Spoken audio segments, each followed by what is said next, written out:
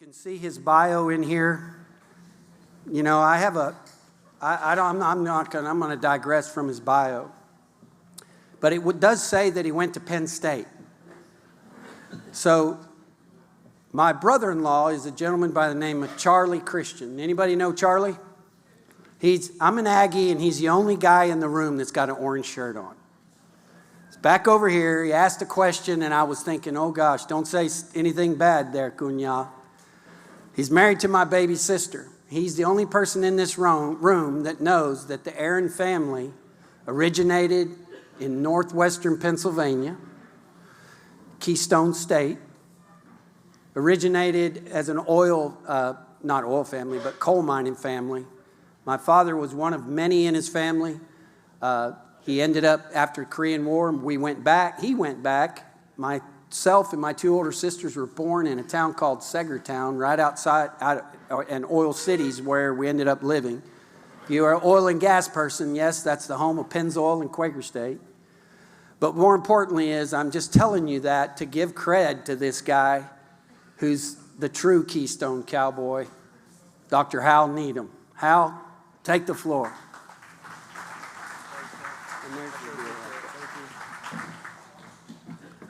Hey everyone, so great to be back here this year. I can't wait to talk with you today. So let's talk a little bit about my oldest son. He's obsessed with rocketry. This is a picture of him at 5 years old launching a rocket at his grandparents' house in South Louisiana. I thought maybe it was just a fad, but clearly not. This is him 7 years later after we moved to Texas. We're still launching rockets on the weekend. My oldest son is named Luke, just loves rockets. And his favorite program to do in the computer is something called Space Flight Simulator. You can actually design your own custom rocket and fly to faraway places. And so as a family, we spend a lot of time talking about exploration and discovery. And this has made me reflect on my professional life as a scientist. And, you know, as I've thought about it, I've been working in climate science for 20 years.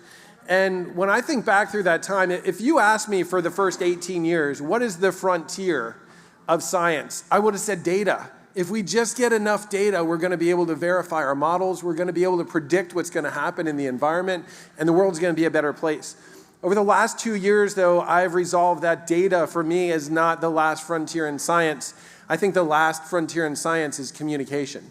And I'm going to be talking about that today. Again, my name is Dr. Hal Needham, Hurricane Hal. I live in Galveston, Texas. I'm an extreme weather and disaster scientist. I travel the world to cover extreme weather events. I do a lot of scientific analysis, document them on the ground.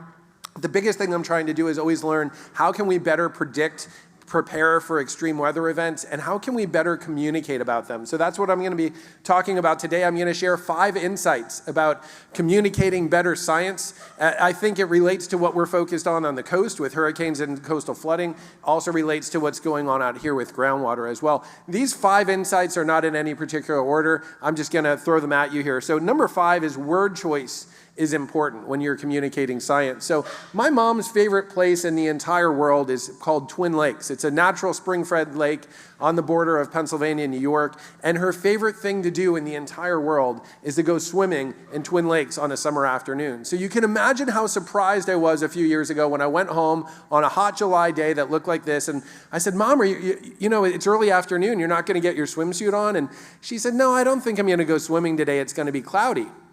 This confused me. The sky looked like this. So I looked up the local forecast and I realized what was going up. So the local forecast called for partly cloudy skies, which per the National Weather Service is exactly the same as mostly sunny skies. So if you're a meteorologist and you think tomorrow's going to be 80% blue, 20% clouds, you can call that mostly sunny, or you can call that partly cloudy. To them, it sounds exactly the same. To my mom, they sounded very different.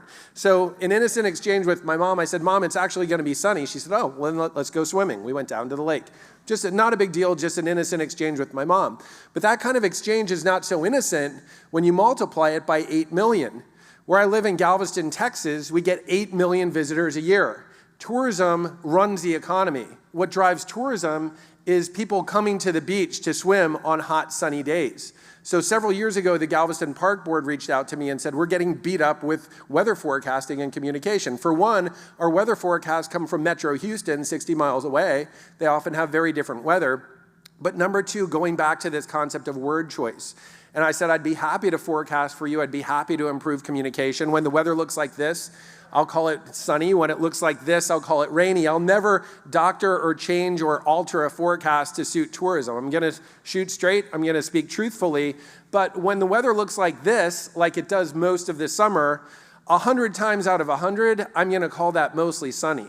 In fact, my sky forecast, my cloud forecast go like this. There are 5 options: sunny, mostly sunny, a mix of sun and clouds, mostly cloudy, and cloudy. One word you'll never see me use is partly. If you think about it, if you say partly cloudy, it's almost this indirect way to say most of the sky will not be cloudy. It's a strange double negative. It's confusing to everyone.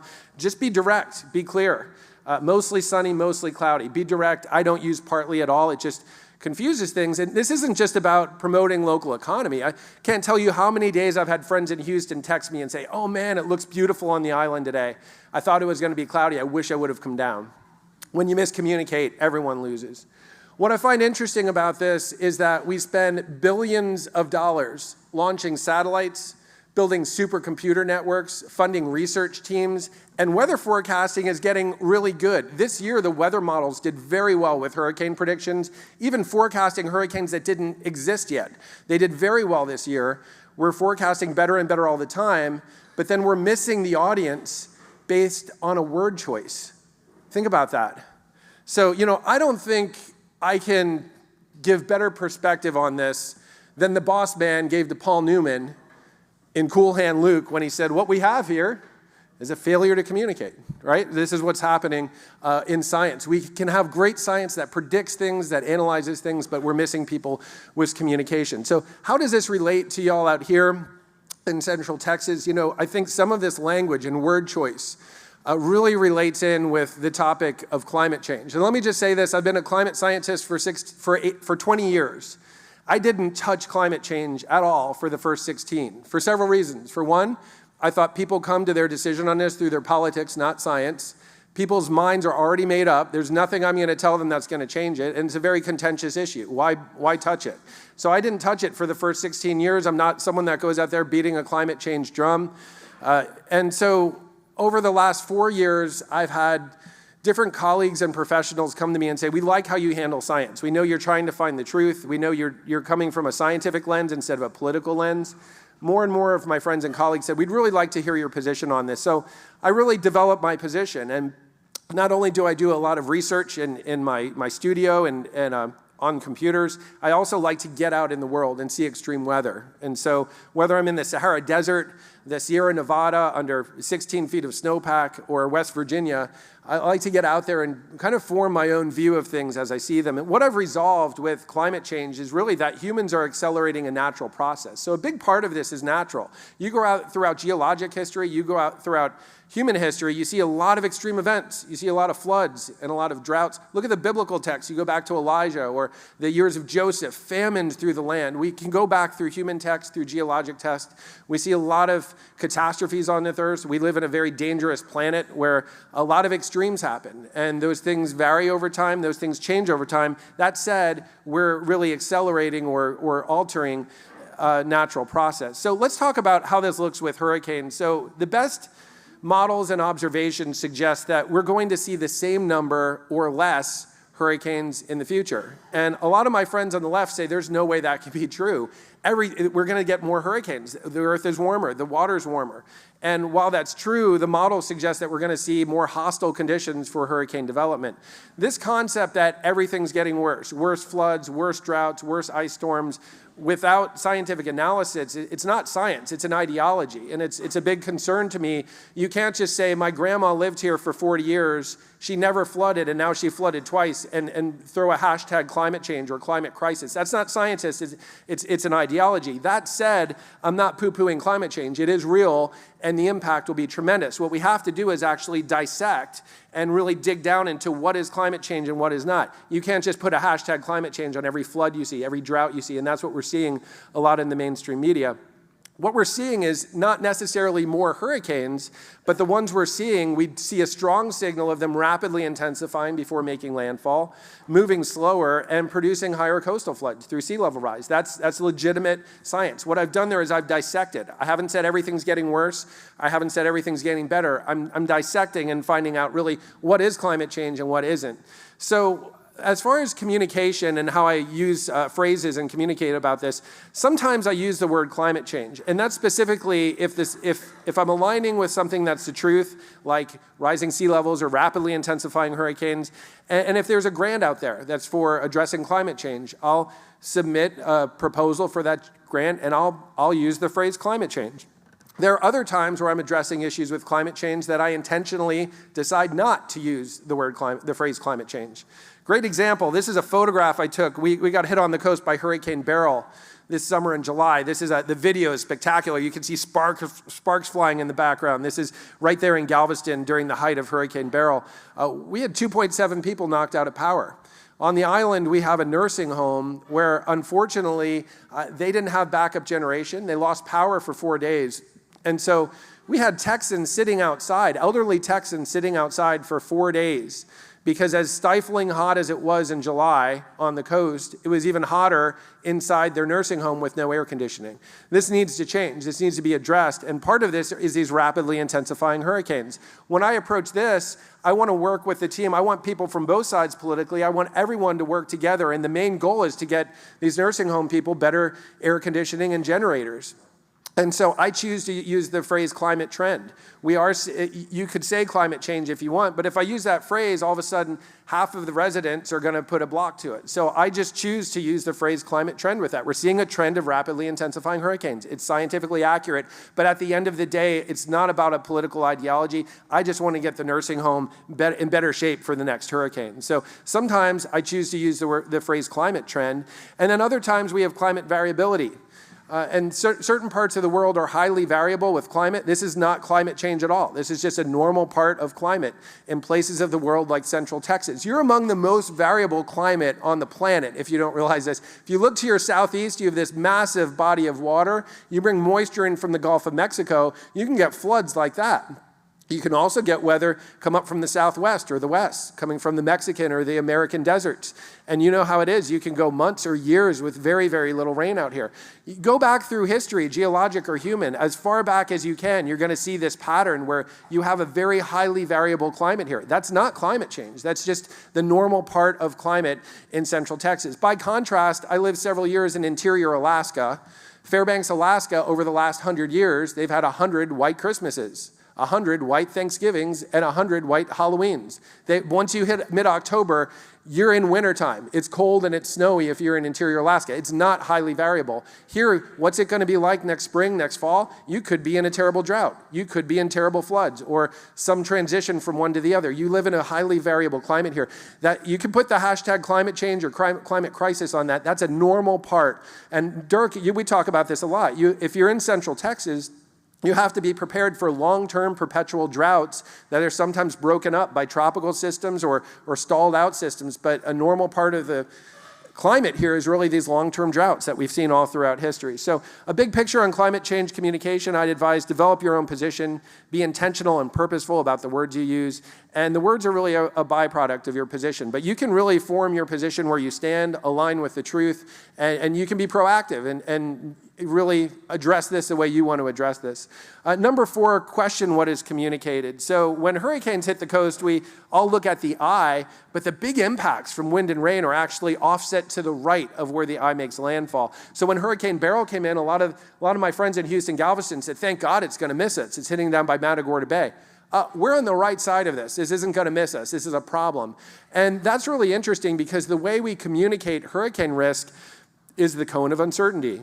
We've all seen the cone from the National Hurricane Center. And so think about this. This is saying where the eye is forecast to go, the center of circulation. And the big impacts are near and to the right of the track. So if the track ends up like this, well, that works out the way most of us thought because the big impacts are near and to the right of the track. The impacts are right in the middle of the cone. What happens if we get a Hurricane Ian from 2022 and the track looks something like that? And the massive, these are catastrophic impacts where entire communities are washed away. Most of those communities are outside the cone.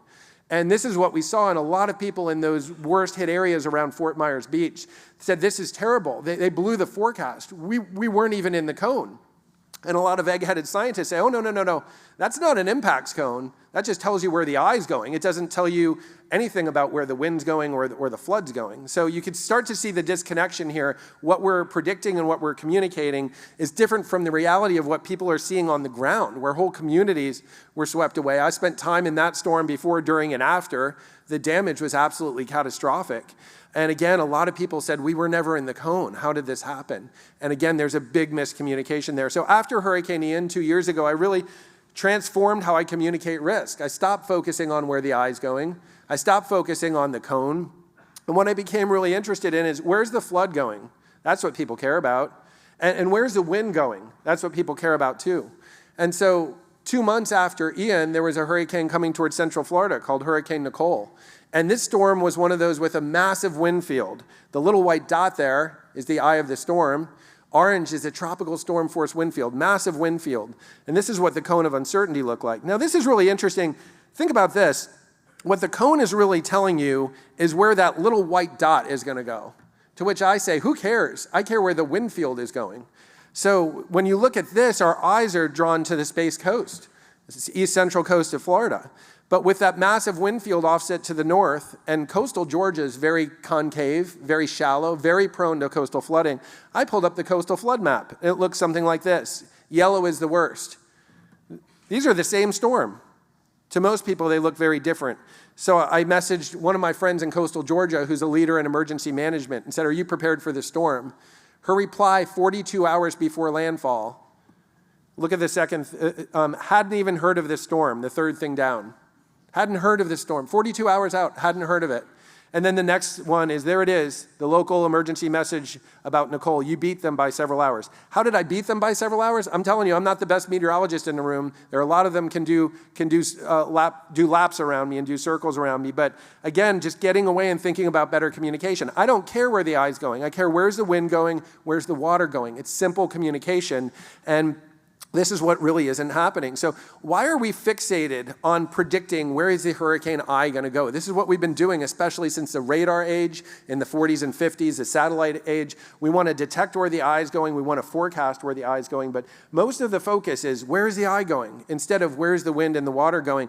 I've resolved that we haven't really adjusted how we communicate for something like this, because we just do it the way it's always been done. We just communicate the way, we inherit the way the previous generation communicated instead of really what people need. And these are my reflection questions for you working in groundwater. You may face some similar situations like that, where communication is inefficient, or you're communicating the way it's always been done, but not the most efficient way. What are your communication goals with your stakeholders? What are you doing well? And what are some inefficient or misguided areas of communication that follow the way it's always been done? And just some reflection questions to think there. Usually if we see something happening on the coast, it can relate to our work inland as well. Insight number 3 is simplifying communication. We live in a very fast-paced world where we have information overload. We're constantly bombarded by new information every day, and it can lead to a very stressful life. So I have a solution to this. It's innovative, but it's a little bit unorthodox, so you're going to have to bear with me here, okay? Just hear me out on this one. My solution to this is, check this out, kaleidoscopes. So hear me out, hear me out. These aren't just any kind of kaleidoscopes. Imagine you're having a stressful week, all this stuff on social media. You get home, you pull out your kaleidoscope, you're just relaxing, looking at these images, and all of a sudden, text pops up in your kaleidoscope that says you're under a flood watch, and you're like, oh wow, who knew? It just kind of filters out all the noise. It just gives you what you need to do. These are communication simplification kaleidoscopes. And the real genius about this is that I decided I'm going to name these disaster information risk kaleidoscopes. And the genius with this is you make this into an acronym and you get DIRC, which I think is pretty cool. So the way I look at it, these kaleidoscopes could give out all of the secrets to U.S. groundwater to the North Koreans. And if you ask Dirk what he thinks about it, he'd be like, I think it's a pretty good idea because it's named after him. I'm like, this is genius. We're going to have these kaleidoscopes. They're going to be Dirk kaleidoscopes. Now, Dirk's a busy guy. I didn't want to bother him with these shenanigans. So I was like, I'm just going to do this whole thing. In the end, we'll be like, hey, Dirk, can we put your face on this? It's going to be genius. It's going to be great. The powers that be said, how we can't even get a bottle of water into disaster victims' hands, let alone a kaleidoscope. It's not going to happen. We're not going to do it. So as of now, unfortunately, we do not have any disaster risk communication tool named after Dirk yet. I'm not giving up on it, but it doesn't exist yet. Nothing named after Dirk, but there is a hazard communication system named after myself. The Hazard Area Likeliness Index, or the HAL Index, I've been using this for 7 years, and it's actually very, very simple. And here's how it works. Just what is the likeliness that a hazard will exceed a threshold? So where I live, we see a lot of scenes like this in the summertime. A lot of sandbags in Galveston because flooding is our #1 hazard. So downtown, the elevation's about 5 feet. What is the likeliness that a flood will exceed 5 feet? And I literally have this scale. And on this scale, if it's between 0 and 10%, I call that unlikely. If it's 10 to 50%, I call that possible. Once you cross 50%, you go from possible to probable. And then once you get over 90%, I call it likely. So I use this for flood forecasting. I've been doing a lot of forensic meteorology, a lot of fraud cases with insurance. Did big hail impact this address on this date? I use the HAL index for that. I use it for seaweed inundation forecasting. Big concern on the coast. How likely will we get a big seaweed inundation? It's probable. If it's 25%, I call that possible.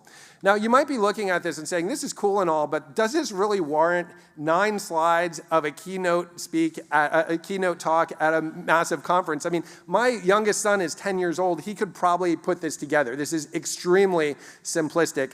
I would make the argument that that's the beauty of this, how simplistic it is. And let me give you an example. Again, there are a lot of amazing meteorologists out there that are light years beyond what I can forecast and understanding physics and mathematics. A lot of those meteorologists work at the Storm Prediction Center in Norman, Oklahoma.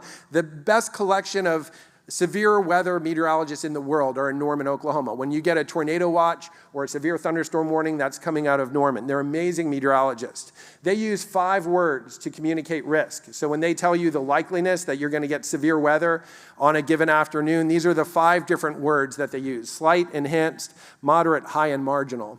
And what I've done is I've actually collected these words into 3 groups. And we're going to do a little game here. So these are the 3 groups. I'm going to read through each group, and then at the end, I want you to vote for which of these to you best communicates risk from high to low. This is not meteorology here. This is just basic English. So group number 1, actually 1 and 2 are the same, except the last 2. So all of them start with high. Group 1 goes high, enhanced, moderate, slight, and then marginal is the lowest. Group 2 is the same, but we swap the last 2. So high, enhanced, moderate, marginal, slight. And then the last one changes some things up. It starts again with high, and then we go moderate, enhanced, slight, and marginal. So if you think number 1 best communicates risk from high to low, raise your hand. I'd like to see. We got some folks in here that number 1 for them works the best. What about number 2?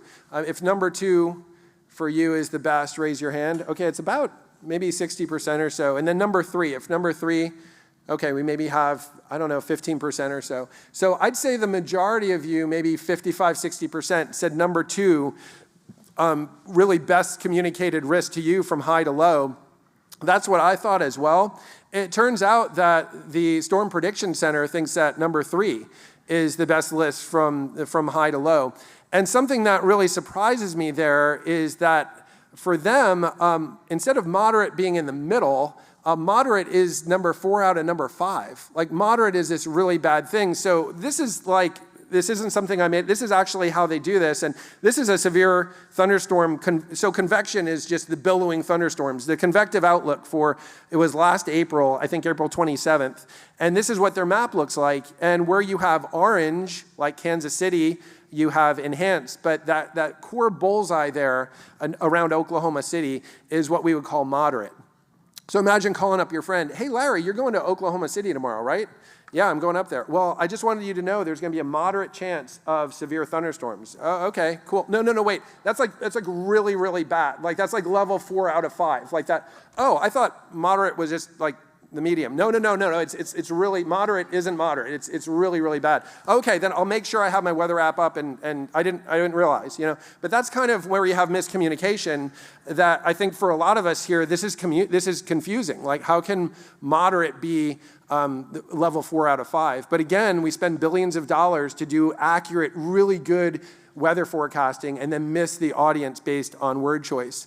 So this is interesting. We had a scientist come down to the coast. I'm on the advisory committee for the park board in Galveston. We had a scientist come and give a really good talk, an engaging talk. And one of our coastal residents said, "Thank you for coming to speak. The next time you come, though, I'm going to bring a dictionary." And the point was, love that you came to talk to us, but a lot of the terminology you use, I just couldn't follow. Whether big words, or a lot of times we use acronyms, right? We're just dropping all these acronyms, and local residents or the public doesn't understand it. And so the scientist's reply I thought was interesting. He said, well, we need to make things a little complicated so we sound smart as scientists. And this is a big concern. As scientists, we should be trying to simplify our message as much as possible to connect with the audience. When we're using plain language, we're stripping out the jargon, we're not using a lot of acronyms, we're empowering the public to say, oh, I understand what they're talking about. I feel empowered, I feel educated, I feel like I can be a part of this dialogue. When we use big words or we choose to use complicated words, it's making the audience feel ignorant. It's often causing them to disengage. In coastal flooding, there's something called bathymetry. You could also say water depth. 100 times out of 100, I'm going to say water depth because, again, that's just a plain language that everyone's going to get. And so I think that's a big charge for us, either as science communicators or people working in groundwater, whatever your profession is, as you're speaking to people, it's much better to use just simple, plain language that you're engaged with your audience than for us to try to sound smart and we're really alienated our audience and making them disengage.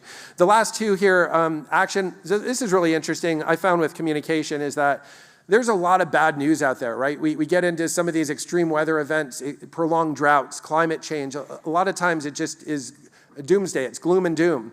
But I found that when we're communicating this, we really should always give people solutions that are achievable and affordable. So, whether it's fire, flood, snow, or wind, when I'm out covering these events, it really comes down to, well, what can we do about this? What's a path forward? And so where I live on the coast, we have a problem with massive hurricane strikes and huge coastal flood events. This is a picture of September 8th, 1900 in Galveston Island, deadliest disaster in U.S. history. But afterwards, the federal government came in. We have a massive seawall to protect us. So federal projects are great when they're funded. They can help protect us. But we can't always, we were hit by a massive storm in 2008, Hurricane Ike, that flooded most of Galveston Island. Since then, we've talked about building the Ike Dike, this massive $30 billion coastal infrastructure. Congress has approved it, but not funded it. And in the meantime, we're waiting for more protection. Will we get it? We don't know. But in the meantime, there are things that we can do that are achievable and affordable to help our residents. So this summer, we had a series of coastal flood events. We had a tropical storm hit Mexico named Alberto, and it put a lot of salt water into Galveston. And so I went out with this waterproof bag that is called a ClimaGuard. It's a $400 bag that's like military grade. You can't pierce it, and you can literally wrap it around a car or around your possessions. So our GeoTrek team went out, and we were like, let's find someone to bless with this. And you can see in the back, that salt water is coming up this woman's driveway. She's an 82-year-old woman named Doris, and we literally wrapped her car. And you cannot express how grateful she was. Keep in mind, these types of floods, a saltwater flood like that, it was in for about 3 days, and there was no way for her to get out. The water was just creeping up her driveway and getting higher and higher. And she was sending us pictures. She said, I slept so well last night knowing that I'm not going to lose my car, that my car isn't going to flood. This is a $400 bag that all of a sudden kept her from losing her car. It's just something that's achievable and something that's affordable while we're waiting for maybe a massive seawall to better protect us. Again, these are messages of hope. We need to have some action items that people can take steps to protect themselves. What does that look like for groundwater? What's your ClimaGuard bag for groundwater? I mean, maybe again, a lot of you in this room may have ideas that I wouldn't have. I thought, perhaps landscaping with native plants.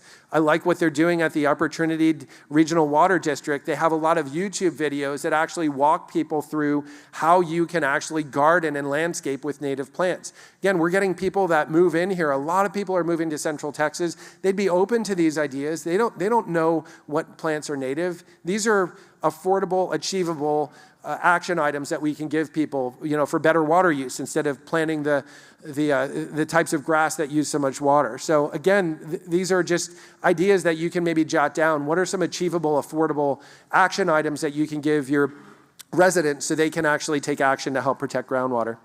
The last one here, number one, is communicating about extremes requires imagination. And this is the one thing, this is the number one thing I see when I go in disaster zones. I've been doing field work in 23 hurricanes and tropical storms, and every time I'm surprised by what I see. I mean, you never know what Mother Nature is going to throw your way. I spent a lot of time this year in Florida. Unfortunately, it looks like they may get another hurricane next week in South Florida. It's never ending for them this year. I was just there in Hurricane Milton, and Milton pushed in so much sand, I could step on the roofs of homes. I mean, this is 5 to 6 feet of sand just pushed in. I nearly tripped over the top of this park. This is a park bench. Local city staff said, there's a bench. I said, where? He said, I didn't see it. It's only an inch of it sticking up. These are park benches, so much sand pushed in.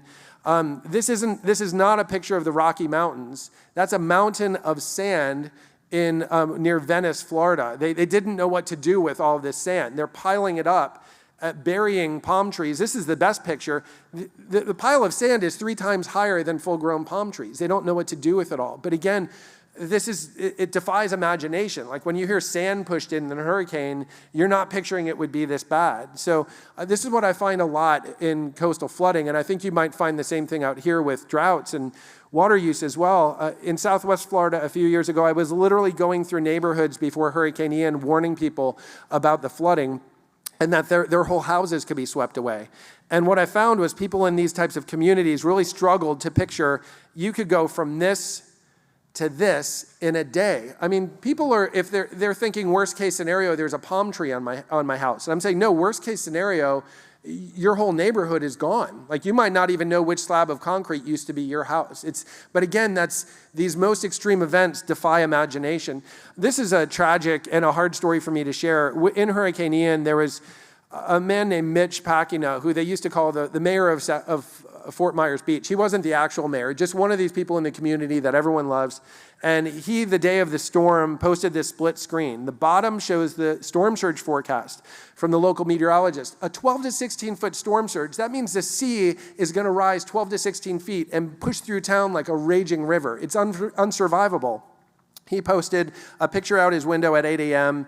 and a picture of the forecast from the meteorologist, which was an accurate forecast. He said, hopefully didn't make a bad decision to stay. 8 a.m., 40 miles an hour wind so far. Next post, oh boy, here comes the saltwater flood up the street. A little bit later, too late to do anything now.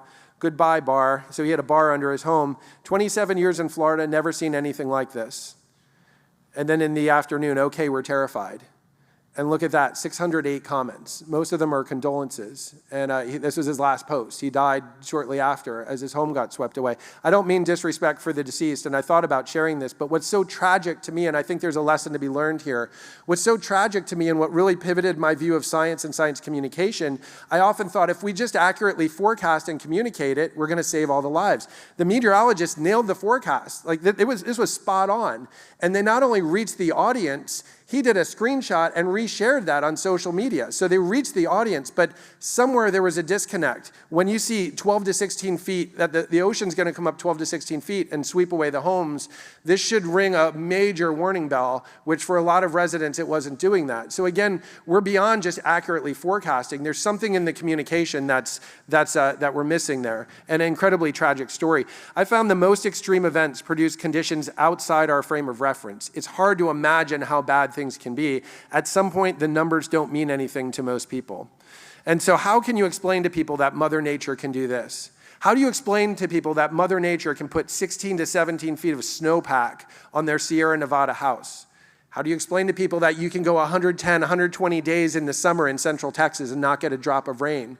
Or explain to people that although they think they've seen bad drought before in North Carolina, they're not in North Carolina anymore. They're now in Bell County, where the drought looks a little different. It's more extreme. You have higher sun angles, drier, less humidity and drier air. How do we communicate that to people that haven't seen it before? I found using storytelling is a great medium to connect with people and help them understand what's going to happen. And did you realize you can tell a whole story in just 20 to 30 seconds? Every story has 3 components: the setting, the problem, the solution. You can tell a story in 3 sentences if you need to. So for example, the setting: Central Texas is a great place to live with a robust economy. Unfortunately, the problem: demand for water can exceed capacity in this drought-prone region.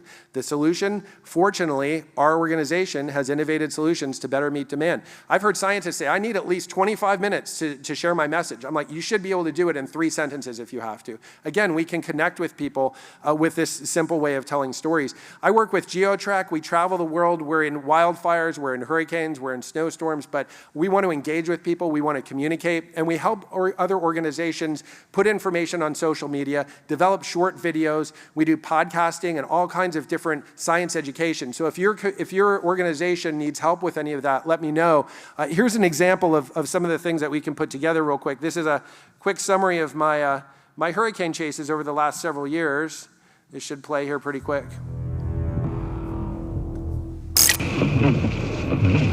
This is starting to surge out in here. I'm on the west end of Mobile Bay.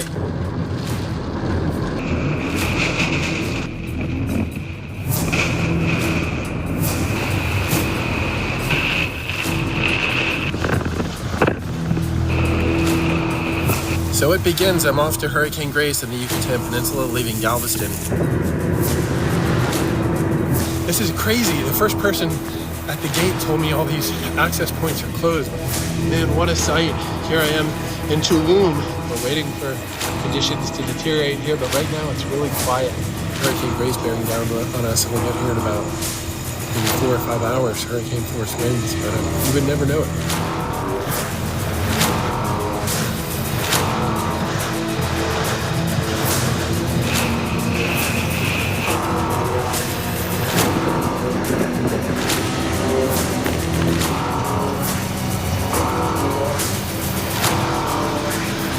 Maximum sustained winds expected to be around 155 miles an hour.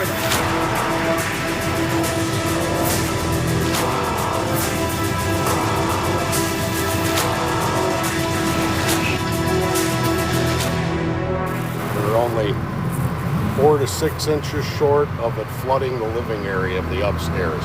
I never in my lifetime would have believed that water would have come up that far. Never. But seeing is believing, and I saw it. That man, Carl, at the end said, I never in my lifetime would have believed the water could come up that high, but seeing is believing, and I saw. This was an accurate forecast. That the problem was people just didn't believe it. I've been here since 1972. The water's never come up higher than this, and you're telling me my entire roof is going to be? There's no way. Again, it goes beyond science. It's communication. It's psychology. There's something beyond where people sometimes just aren't believing a message. I mean, around here, people turn on their tap for the last 40 years, and there's water. They might not be able to conceive there's a major problem that needs to be addressed. So again, it's just, we're talking about a reality that's outside of people's living experience. And this is what we face on the coast with flooding.